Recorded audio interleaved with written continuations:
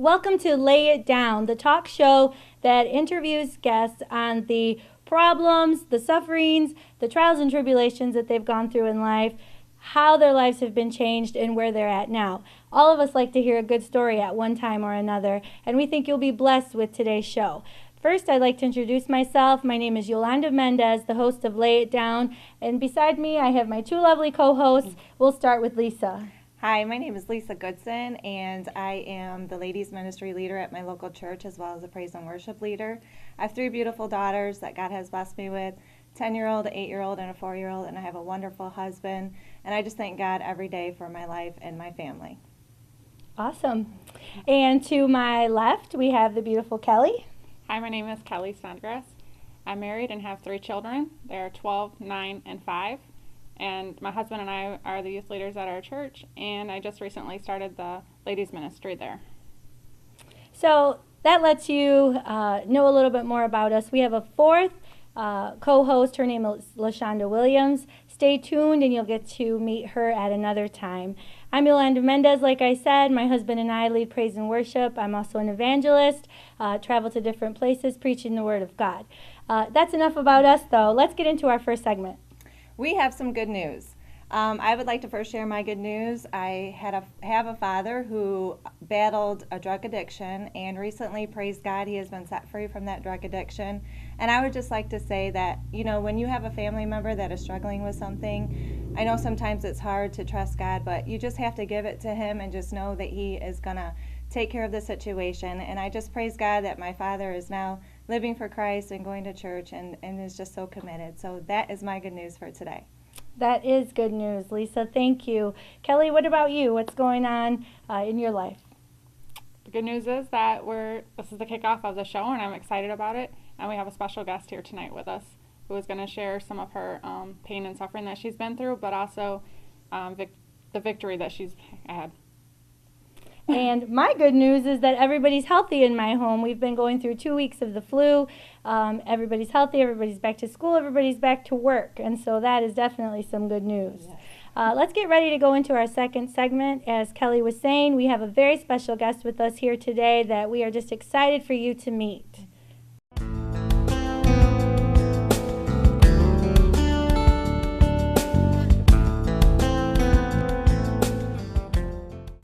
What do you say we meet our first guest, Kelly? Tonight our special guest that we have with us is Carrie Esparza. Hi, my name is Carrie Esparza. Thank you so much for having me here. Nice to meet you, Carrie. Why don't you lay it down for us, and we're just going to let you go with this, and just tell us what happened. Tell us your story. We're so excited to hear everything about you. Okay. Again, my name is Carrie Esparza. I'm 37 years old. Been married for over 17 years to my husband, Carlos. We have 5 children. Jessica, 19, Joseph, 18, Jasmine, 16, Carlos Jr. is 10, and then Miguel, who now is 8. I was in church all my life, but I kind of been living my own life for a long time, and I had started noticing some of the things with my son, you know, temperatures, not feeling good, and he would come in out of the pool and he's like, "Mom, I'm so hot." And so I said, "Okay, you're in the AC, go lay down. Mom will be with you in a moment."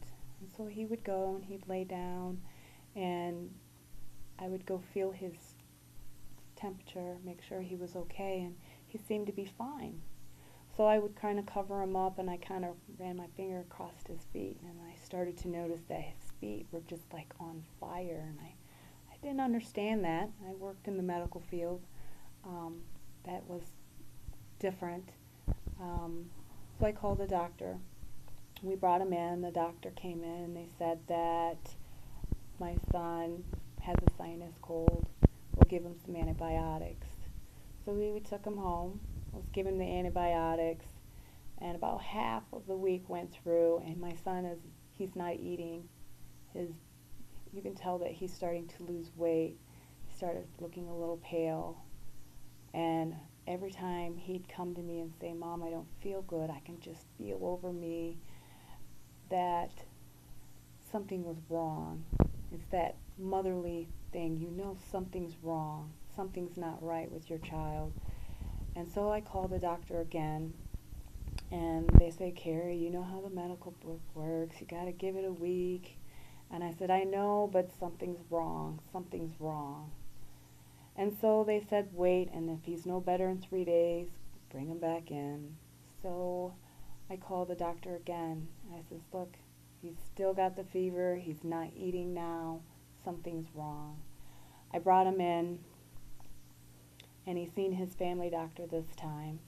His doctor just looked at him. First thing he started doing was feeling under his arms, his knees, all the glands in his body. And in the medical field, that's a big thing. It kind of struck me when I saw him doing that.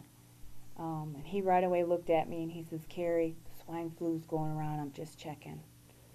I was like, swine flu? I said, okay. So I prayed about it. And then he said, we're going to get some blood work today, and I'll give you a call on the results today. And then again, I thought, results today? I thought, oh. He goes, well, we'll want to get this right away if it's the swine flu. And I said, oh, okay. So I went home, and me and my husband, we were having hard times, arguing, and he kept asking, we haven't heard from the doctor yet. So we were like, no news is good news, you know. We went to bed that night, still no news. In the morning, I remember this clear as day. My son was sleeping on the couch, and we had him in bed with us, but he went to the couch where the fan was, and my husband slept on the other couch to be with him. And I was laying in bed, and I heard the phone ring. And I'm thinking, who is calling me so early in the morning? It was about 6:30, and it was a private call. So I answered it, and it was my doctor. Right away, my whole body got cold, started shaking, and I said, how you doing? And he says, I'm doing okay. He says, we got some results back from Miguel. And then he started just mumbling about all the things of, you know, one blood test was great, this one had this one's at this percentage, this is at this percentage. And I know my doctor. He doesn't rumble. He was just rambling. And finally he kind of like, the way he said it, he just put it in, your son has leukemia, so this is what we're going to do, blah, blah, blah, blah, blah, blah. I said, excuse me? What did you say? He goes, yeah, I'm sorry. It looks like your son has leukemia. My whole body, I felt like I didn't have legs. And I just dropped. My knees, I just dropped to the floor. And I'm thinking, I'm in the medical school. How can I not see this? How could I have not known this was going on with my son? And then you automatically think, God, why? Why my kid? Why my baby? He's so young. What? Why would you do that to him? And my husband, he heard the noise of me falling to the ground, and I'm crying, and the doctor's still talking, but I don't hear him. And my husband looks at me, and he says, what's wrong? He's trying to pick me up, but I couldn't get up. And he says, what's wrong? And he sees me crying, and he knows it's the doctor that's on that phone. And I see him trying to be so strong. And I told him, leukemia. And he just kept saying, no. No, not my son. Not my son. And we held on to each other. I'm thinking the doctor hung up. I don't remember exactly. But he called me back. And he told me that the hospital will be calling me that we needed to go right away. And I said, right away? Like right now? He said, yeah, right away, right now. He said, pack a bag and go. So at that time, I was numb. I'm looking at my baby. My husband carried him into our room. He's laying in the bed, and I'm looking at him. And I was in disbelief. Not my child. Why my child? He's a good boy. And I started packing the bag. My husband started calling family members. And on my cell phone, I got a call from DeVos Children's Hospital. Well, they're telling me that I needed to come in right away, and how long would it take for me to get there. I told them 45 minutes to an hour. They said, okay, we'll see you when you get here. My family are all stopping in, they're coming in, they're all weeping, they're trying to be so strong for us. And I'm praying, we're all praying. And I'm in disbelief now. I'm at the point where their test results are wrong. It's not true. Because I remember asking the doctor before I hung up with him, your test can be wrong, right? He says, Carrie, you know how it works. I can't tell you they're not wrong, and I can't tell you they aren't wrong. So we went to the hospital. My family and my kids, they're all split up. My sister takes them, and me and my husband take the ride to DeVos Hospital. We didn't want to alarm my son because he has no idea what he's about to face. So we're just taking pictures and smiling as we're driving there. And he says, where are we going? I said, oh, we're going to the doctor's to get some more tests done. It's okay. We get there, and they stick us in a room with a bunch of little boys with bald heads, with tubes hanging.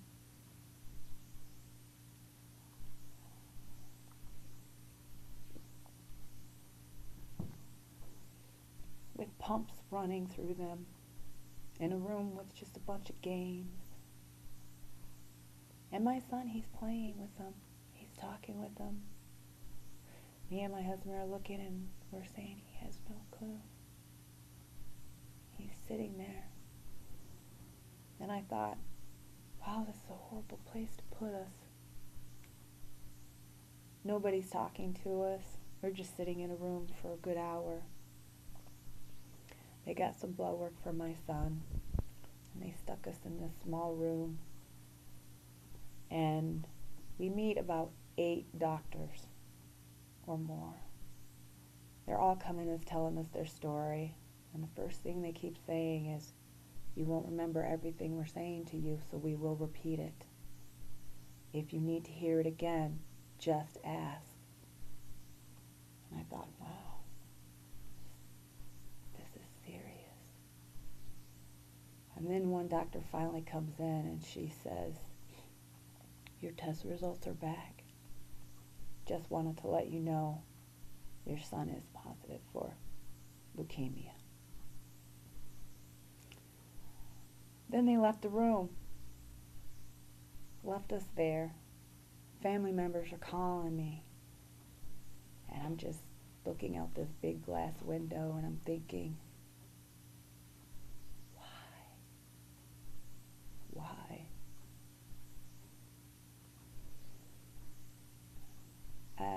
There was so many doctors that came in. They moved us to another room, and they started antibiotics on him.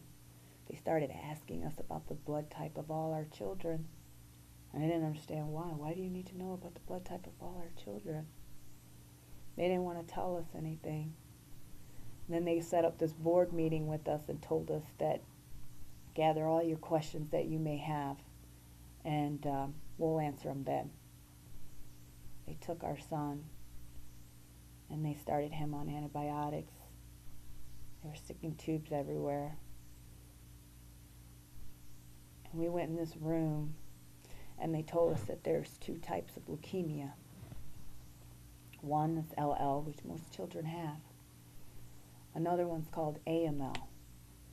AML is a form of an adult leukemia. And they were telling us the difference in treatments for each one of those. The LL is late chemo treatments for a period of 2 to 3 years. The AML is a very high dose of chemo for a period of 6 months. And they also let us know that the one for AML, they have a lot of losses in that one because of the doses are so high. And so me and my husband looked at each other and we said the 2 to 3 year. And he says, well, you don't get to pick. Your son has AML. He has to take the 6-month treatment. Then they tell you, we got all these studies. They're not approved yet by the government. Why don't you try this with them? Why don't you try this one? If it was my child, I would do it. And you're thinking, you're telling me my son has leukemia, AML at that, which is rare. They get 12 a year of AML kids, and they get 7 a week of LL kids with leukemia. The first treatment my son had, he did great. He did good. He was strong. We were able to go home only for 3 days, and then we had to come back. The second treatment they gave him was so bad that it put him in the ICU. And they had an infection in the brain, an infection in the lungs, he had infection in his blood. And when they took him to the ICU room, this lady was hooking up so many pumps to him through his neck that I couldn't tell how are they keeping up with which meds and where they're putting it and how much they're putting in him. And the whole time I keep telling myself, God's got this, God's got this, God's got this. But I am so scared, terrified. I had no one in the room with me other than my son. My son was acting weird. He didn't, his talk was different. I'm watching him lay there. He's lost so much weight that he can barely walk. They had him in ICU for almost 3 weeks, working on him and getting him better. Then they took us back to the third treatment. He didn't get to go home that time. I had him transferred to another hospital. And when I had him transferred to another hospital, it was a different treatment for him. It was more better for him. He took his treatments like he should, but they wanted to do one test for him. And they wanted to test his heart, because they said that the chemo that they put him on, a lot of times it tears down the heart. And they did an echocardiogram, and they came back and said that they could not do the treatment because the chemicals in the chemo had messed with the left ventricle in his heart. His left ventricle is not pumping it with the rest of the heart. So they had to come together and come up with a different chemo for him. And then within 2 weeks, they had a different one. He started his third treatment, and he started doing better, finding out his new ice creams that he likes. And Carrie, where was your faith at this point in time? What was your relationship with the Lord? My faith was strong. Actually, after Miguel's first treatment, my sister had been asking me to go to this church, and we were raised different. from the church that she was going to. But she asked me to go, and one of the days that we only had 3 days at home, I just got up, I got dressed, and I just went. I took my whole family and I went. And we came in a little bit late. We ended up in the back seats, the back row, and the apostle was sitting up front talking. And we were sitting there listening, and it was like there was nobody else in the church. It was just the apostle, and he was just talking to me. All the things that was happening and working through it and having faith and not letting fear come in and come over you and take parts of your life, and you guiding yourself in life with fear. It brought me so much love. And he just pointed at me. He says, you have family here? And at that point, my sister realized that, we were there. And she looked up, and I said, yeah, my sister's here. And then he started telling me things that is going to happen in my life and what God is going to do for me. And then he looked at my son, and they all started praying over him. And that whole day, it was just an overwhelming of love that I felt from God. And I had faith through it all, but I also had fear. Mm-hmm. And fear was very scary, very hurtful. You keep telling yourself, no, I got faith, no, I got faith, no, I got faith, in just about every part of your life, because your whole life is in the hospital. So every time something happens, you got to bind whatever the doctors are telling you. And then you got to act out. And that's really hard, because they're saying this is what your son needs. And you're thinking, what do I do? And that was hard for me, because all my life I've lived it on me, based on me, how I should live life. I controlled it. And then we went through the hard time of the second treatment. That was hard. We didn't get to go back to church after that, because we stayed in the hospital for so long. And then the third treatment, it was getting easier. Miguel was becoming Miguel again. He was slowly gaining some weight, slowly eating some food, finding his ice cream, nurses, doing great. That's when they found the left ventricle defect from the chemo that they gave him. And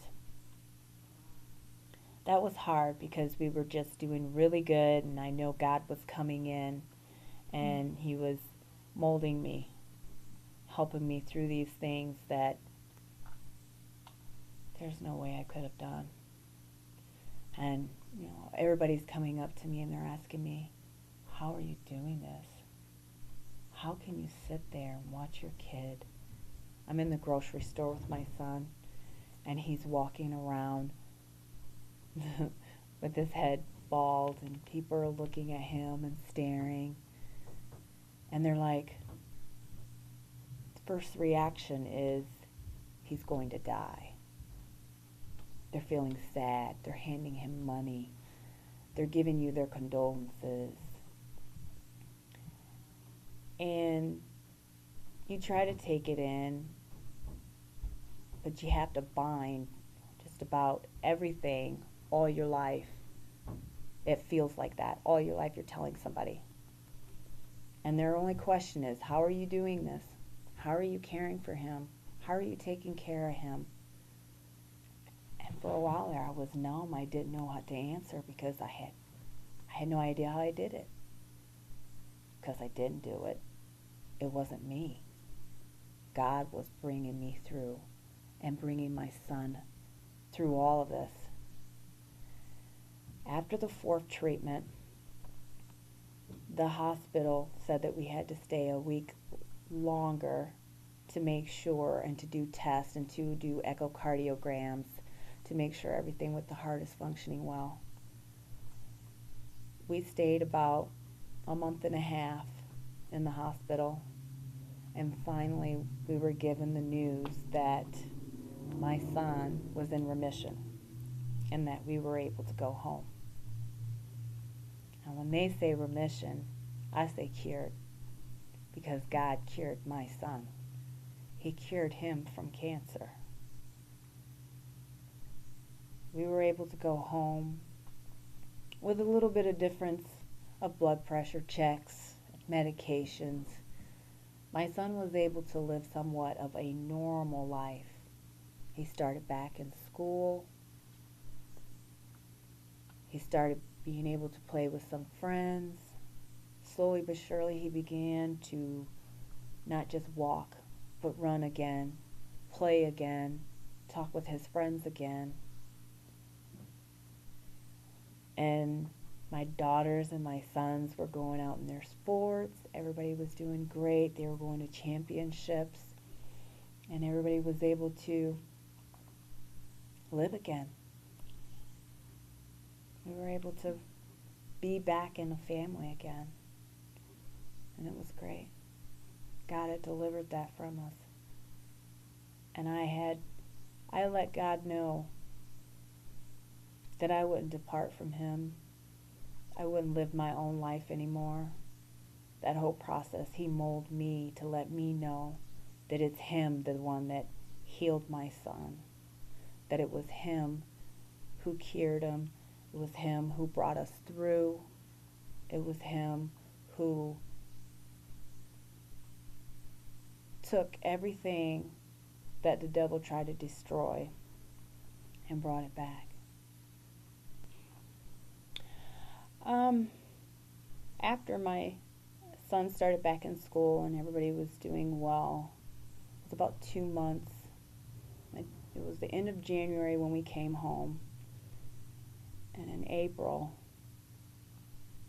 my daughter was up kind of late. Me and her were talking, and I don't know why, I just felt something was wrong. And my 16-year-old, something was wrong, and I couldn't sleep. I couldn't sleep. And about 3 o'clock, I finally was able to go to sleep and finally get my daughter, my 16-year-old, to get her to go to sleep because she couldn't sleep for some reason either. So we sat and we talked for a long time. The next morning, I had posted on my Facebook a picture of my son riding a bike. And I put in there, the devil comes to steal, kill, and destroy. This one he can't have.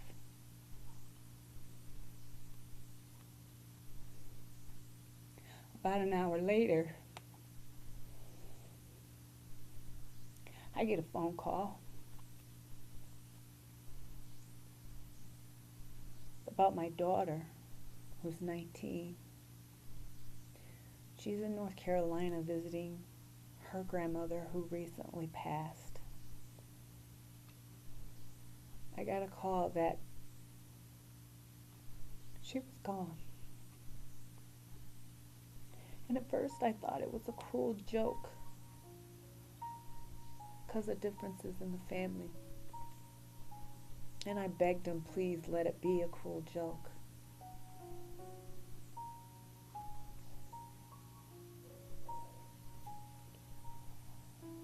And they told me that the night before my daughter had gotten in a car accident and passed.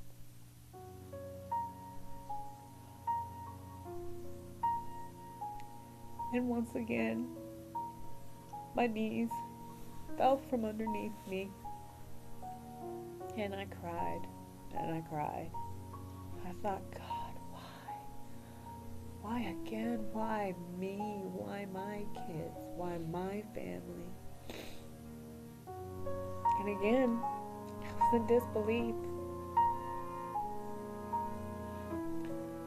So I started checking things. Facebook, emails, I'm calling her. There's no answer.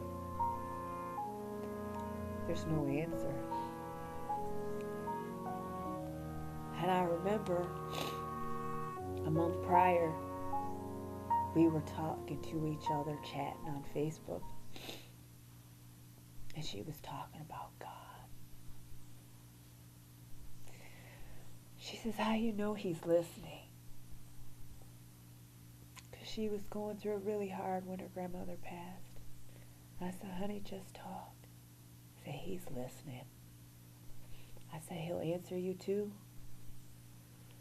We were up till probably 4 in the morning chatting. And she said that she was going to come home. She had about 3 more days before she was going to come home. But she didn't make it.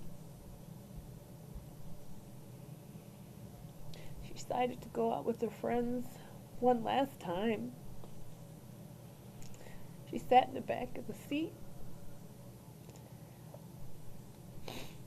And a young lady that was driving pulled in front of a Dodge Ram. And it hit her side.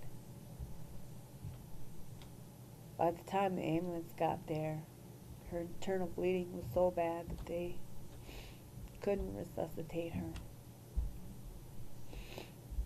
They did 3 times. The 4th time, she didn't come back. So again, my daughter's off at the Pepsi Cola for her bowling in Chicago, my 16-year-old. My son, he's at a track meet where it's a championship. And my 2 little ones are home with me. Again, I have to transfer my kids to my family to hold while I go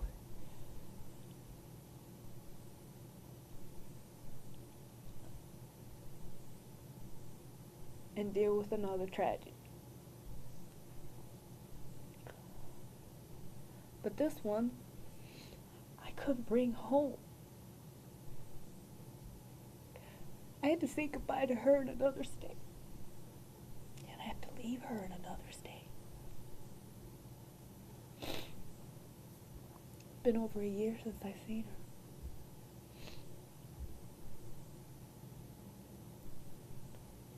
You think at that moment, there's so much I had to tell her.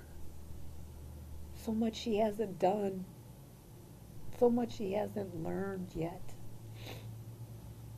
And then you question yourself again. Why?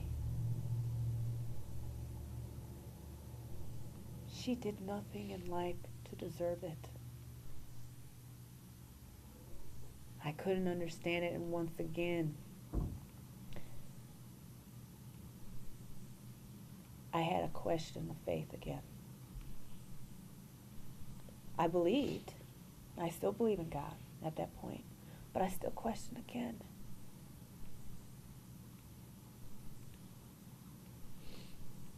We went down to see our daughter.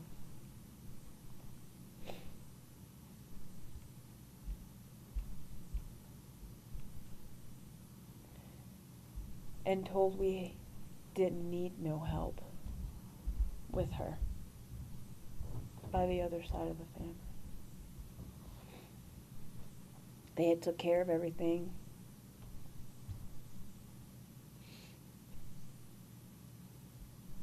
And they didn't need our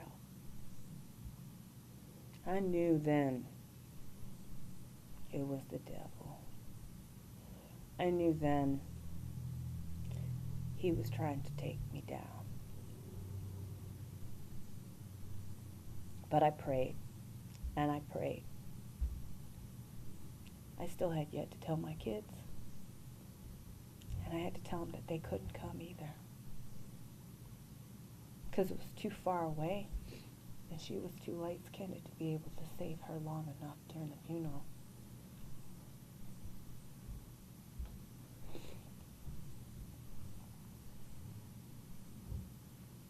Me and my husband walked into the funeral home. We signed the books. And he took us to our daughter.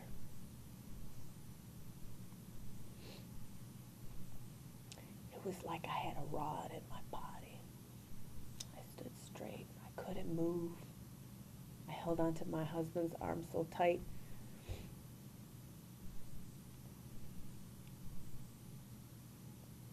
And we walked up to her. And we saw that even the funeral home couldn't repair what had happened.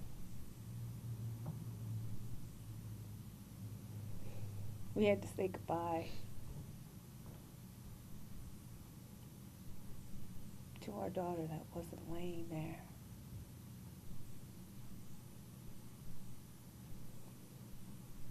We cried. We cried. And we cried.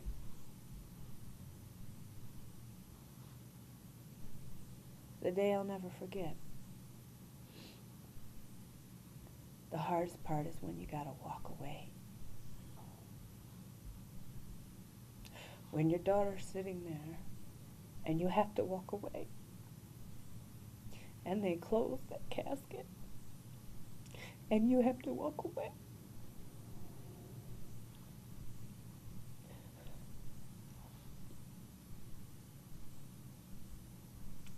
Because that's the last time you're gonna see her in real life.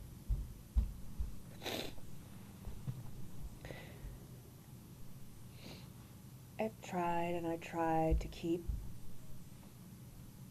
making sure that I don't let fear in me again. Fear is horrible. Fear is destroying. It destroys you. It destroys your family. And it gives the devil a way to come in and destroy you.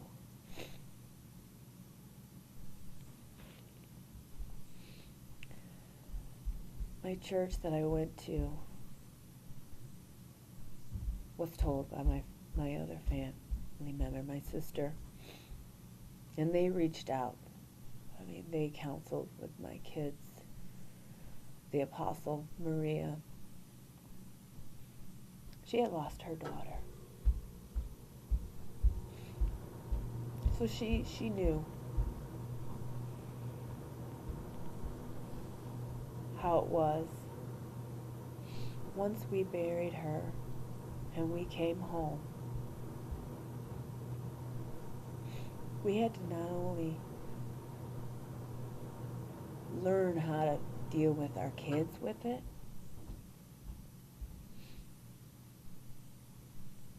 but we had to learn to forgive. Because they were giving us information of a young lady who did it, who was driving the car. And I can feel the enemy telling me, she's the one that did it. She took your baby. She took her life from you.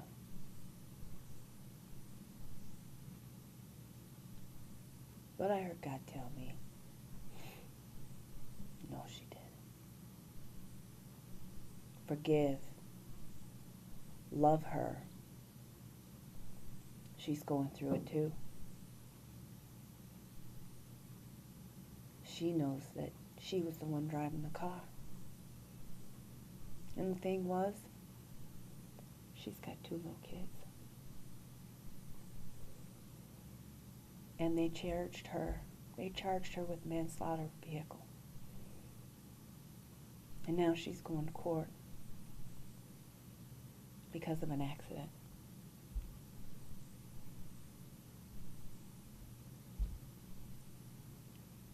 And you have lots of people with their emotions telling you she should go, she should rot, she should never come out.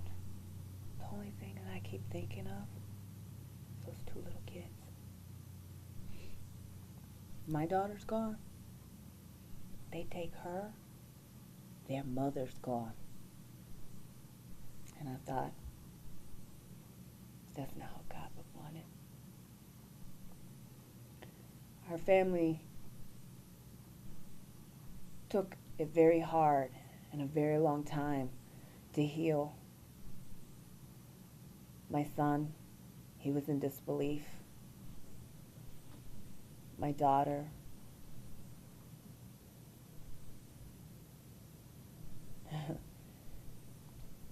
she was so hurt that she kind of didn't know what to do in life anymore for a while. My youngest one, I thought, oh my goodness, how am I going to tell him? Because he was going to see his sister after all this happened. They chatted back and forth for the longest.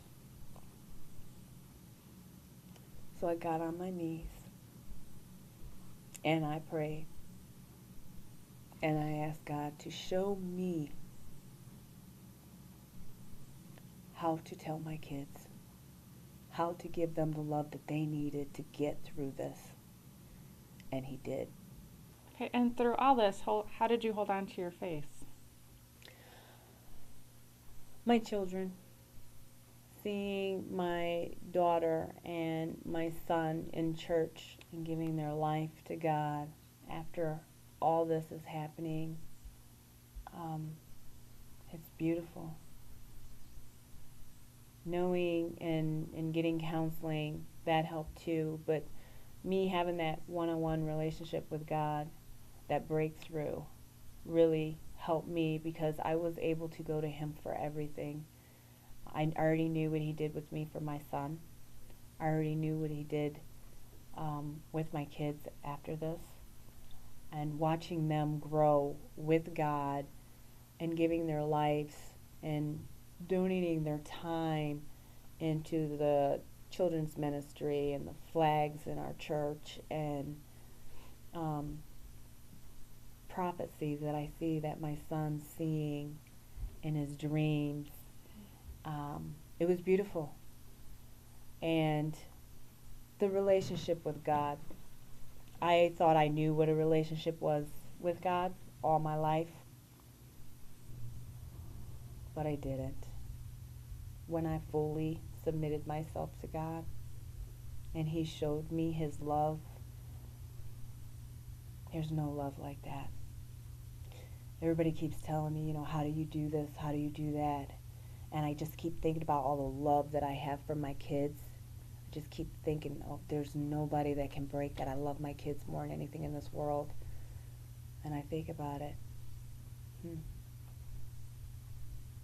God's love is that much greater.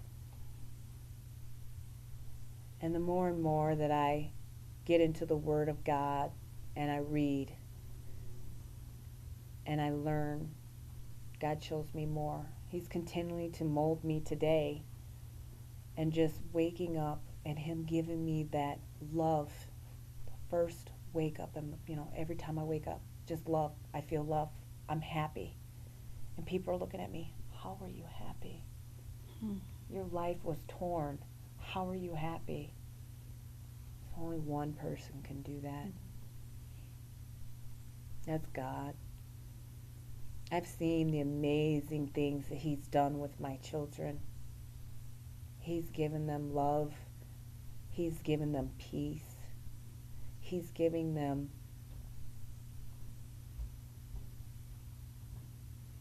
everything. He's shown them everything.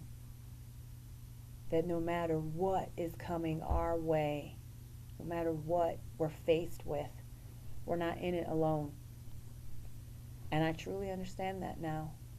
Now that, my son, he's healed from AML cancer that they said was rare. Not many kids get through that.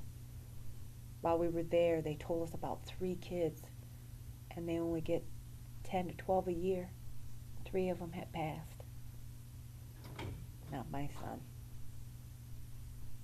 God blessed me.